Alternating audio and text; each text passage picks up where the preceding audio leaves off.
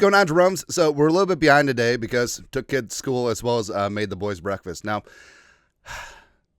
my two sons are half Asian. They love egg fried rice for breakfast. They can eat a whole pan by themselves.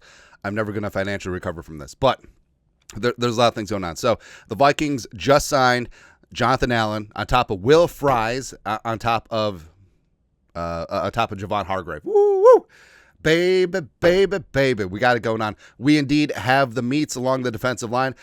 We need to update this graphic because they just signed Javon Hargrave. Again, two defensive linemen who do not count against the comp picks, as well as veteran dudes who can get their own damn pass rush. Woo, it's good times, man. But Jonathan Allen signed.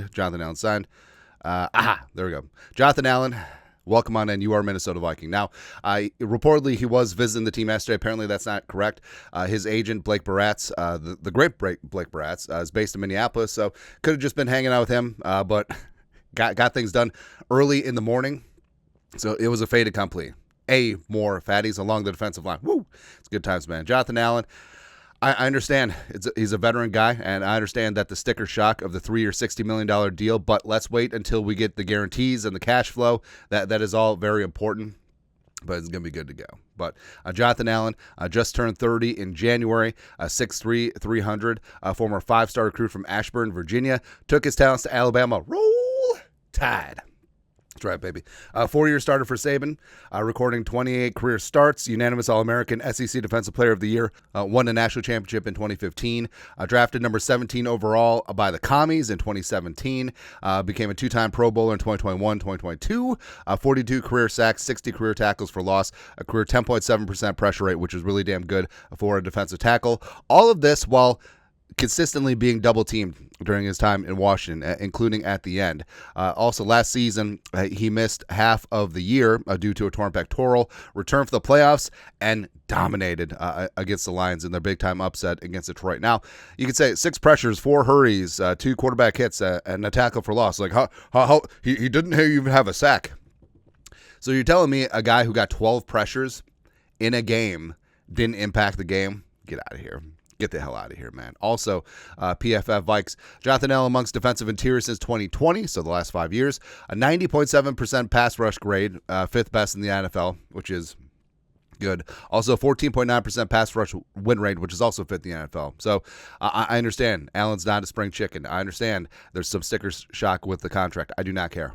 This is exactly what the Vikings need. The Vikings haven't had a true blue penetrating 3-tech since Sheldon Richardson back in the day, and now they have a guy who they can set it and forget it, get his own pass rush, and get after things. And also, here's what he brings. So, yeah, sticker shock, but let's see the guarantees and the cash flow.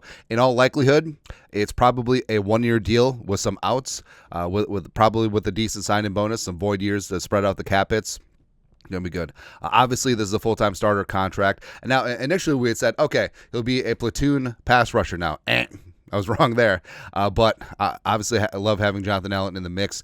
Flores does tend to give the tie and even the not ties to veterans. He loves that they can play the game. He loves that they know how to play the game, communicate out there, and Jonathan Allen is no different. Can play a mix of 3-tech and 5-tech. So, the Vikings still a 3-4 team at heart. They do play a lot of even front on money downs, but Allen has played 57% of his career snaps at 3-tech, about 33.5% at 5-tech. So they wouldn't really have to change much up front, but I think that on passing downs, you could see Jonathan Allen in the B gap. Like that's where his home is. That's where he's going to be on money downs that matter. Game predicated on strength, not speed. Now, if Jonathan Allen had been a speed rusher, there would be some concerns there because that's the first thing to go as you hit the wrong side of 30. Don't I know it? But his game is predicated on grown-ass man strength, so you're going to be good to go there. I mean, look how long Cameron Hayward has played. Jonathan Allen could bring something similar. High character, team leader. He's going to fit in great with the team culture.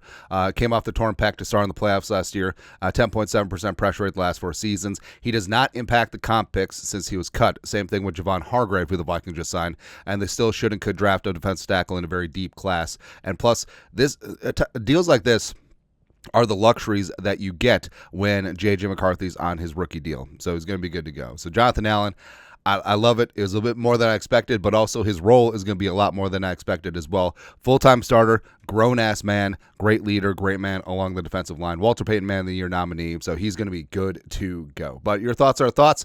Viking sign, Jonathan Allen, on top of Javon Hargrave, on top of Will Fries. Woo! It's a good Tuesday. Let us know. Comment section. You guys are the best. You know what to do. Skull production value.